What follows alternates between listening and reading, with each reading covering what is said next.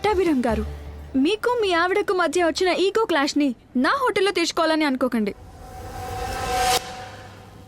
పోలీసులతో పాటు వచ్చాను. నన్ను అడ్డుకుంటే తరువాత నీ అడ్డు తొలగిస్తారు.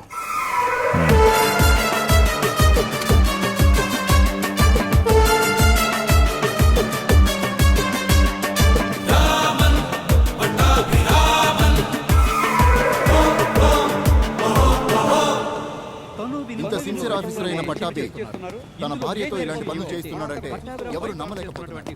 ఒక బాధ్యతాయుతమైన పదవిలో ఉండి ఈ విధంగా చేయడం ప్రజలు నమ్మలేకపోతున్నారు.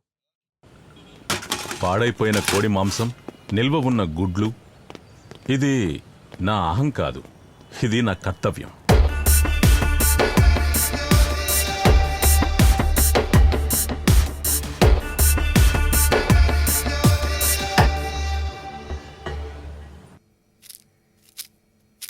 నేను మీకంటే ఫేమస్ అవుతున్నానని మీకు అసూయ, అందుకే నా షాప్ క్లోజ్ చేశారు. హే, నేను మీరు నాకేం చెప్పేది చెప్పక్కర్లేదు. వద్దంటే వద్దు, కానీ రేపటి సంగతి మర్చిపోకు.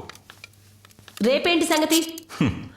రేపు నవంబర్ 14th చిల్డ్రన్స్ డే నాడు అనాథ పిల్లలకి మనిద్దరం కలిసి వండి వడ్డిస్తామని మన మొదటి రాత్రి నాడు నిర్ణయించుకున్నాం. వాళ్ళు ఎదురు చూస్తూ ఉంటారు. చూస్తారు.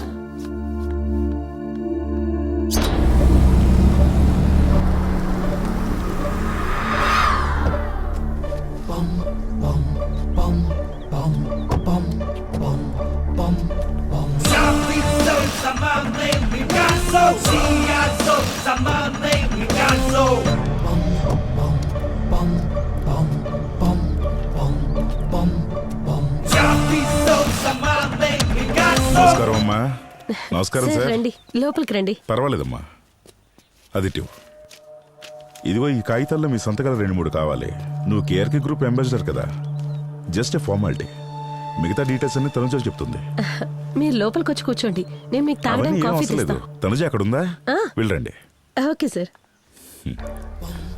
Good girl. ఇలా చూడు, మీరు సోల్మన్ ఇంట్లో నుంచి బయలుదేరి దగ్గర నుంచి నేను వెయిట్ చేస్తూనే ఉన్నా. మీ నెక్స్ట్ స్టెప్ ఏమిటో తెలుసుకోవడానికి ఎంతో ఆశగా ఎదురు చూస్తున్నా.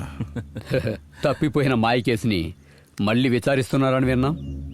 అజయ్, ఒక హెల్త్ ఇన్స్పెక్టర్ ని దేవుళ్లా చూసే కలెక్టర్ అడుగుతున్నప్పుడు అవన్నీ జరుగుతాయి. కానీ కలెక్టర్ తిరువనంతపురం సెక్రటేరియట్ బయట ఉన్న స్టాచ్యూ కాదు, ఎవరినైనా సరే ఒక ఆట ఆడించే ఆఫీసర్. ఆ రోజు సాల్మన్ ఆపడానికి అతని వైఫ్ మాత్రమే ఉంది. కానీ మీకు మీ ఊళ్ళో అమ్మ ఉన్నారు, చెల్లెలుంది, బావ కూడా ఉన్నాడు, స్కూల్ చదివి ఒక బిడ్డ కూడా ఉంది కదా. ఆపరా, నీకు ధైర్యం ఉంటే నువ్వు చెప్పింది చెప్పినట్టు చేసి చూపించరా. DYFI youth march, youth Congress అంటూ ధైర్యం ఉండే కుర్రాళ్ళు రా మా ఊరి కుర్రాళ్ళు. వాళ్లే మా ఇంటికి కాపు కాస్తున్నారు. మా అమ్మని వాళ్ళు కూడా అమ్మా అనే పిలుస్తారు. తెలుసా నీకు?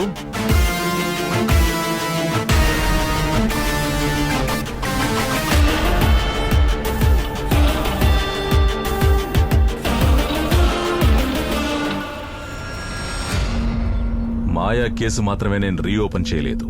మాయ కోరుకున్నట్టు నువ్వు కల్తీ చేసే ఒక్కొక్క కొట్టుని మూయించేస్తాను.